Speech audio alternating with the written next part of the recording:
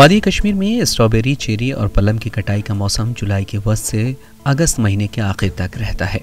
کسانوں کا کہنا ہے کہ اس سال زیادہ بارش کی وجہ سے اسٹرابیری اور چیری کی طرح پلم کی پیداوار بھی کم ہوئی ہے اور بیشتر میوہ خراب ہو گئے ہیں۔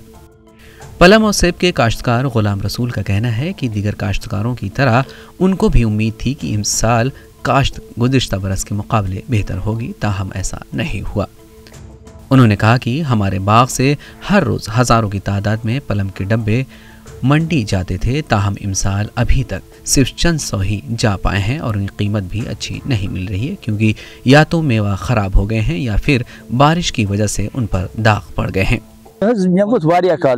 مگر یت من پھوبان انسان کی پھوبان کیا والان محنت والان پتہ محنت کران پنہ حصہ والان اصل پہ پتہ تراان یہ منڈی من پتہ امیک پتہ تمن تین کیا ہاون کیا دین صحیح چھا دان غلط چھا کران اگر ہتس گو دون ہتن اگر دون ہتن گو ہتسے ما دان یہ پتہ پتہ خدائے ست ام پتہ یہ کار سون ام پتہ یس گئی یہ رود رود زبردست رودن کر سرسی سکیب اڑس ژوٗنٛٹھٮ۪ن سکیب میوہ سرسی اوڑ گو غٲبٕے میوہ چھُنہٕ لگ بگ تیوٗت کینٛہہ میوہ چھُ واریاہ کم واریاہ ژوٗنٛٹھ تہِ ہر کانٛہہ چیٖز چھُ میوہ کم میوہس منٛز چھُ واریاہ نۄقصان یِہُس۔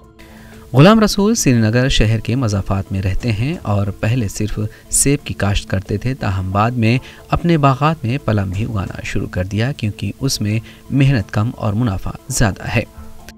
واضح رہی کشمیر ہر سال بڑی مقدار میں پلم پیدا کرتا ہے۔ محکمہ باغبانی کے مطابق کشمیر میں گزشتہ موسموں میں اوسطاً تقریباً 8000 ٹن پلم پیدا ہوا۔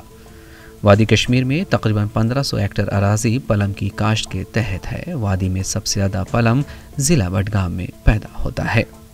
ET بھارت کے لیے سری نگر سے ذوالقرنین زلفی کی رپورٹ۔